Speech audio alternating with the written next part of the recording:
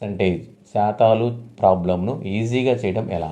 చూడండి ఒకసారి ఇక్కడ ఒక సంఖ్యలో 18% విలువ 90 అయినా ఆ సంఖ్య ఎంత అన్నాడు.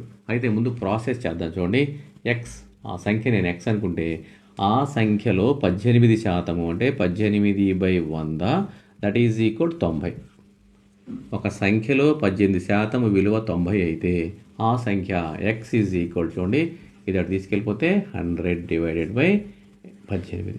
9 ఏకం చూడండి, 9 1 9, 9 0 9 2 18. రెండో ఏకం దీంట్లో 5 టైమ్స్.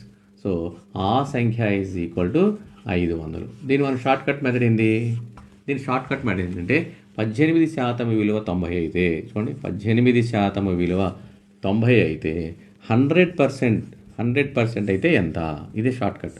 చూడండి 100 × 90 divided by 100 × 90 divided by 18. Okay, 9 ఏకం 9 2 2 ఏకం 5 సార్లు దట్ ఈజ్ ఈక్వల్ ఆ సంఖ్య ఈజ్ ఈక్వల్ 500.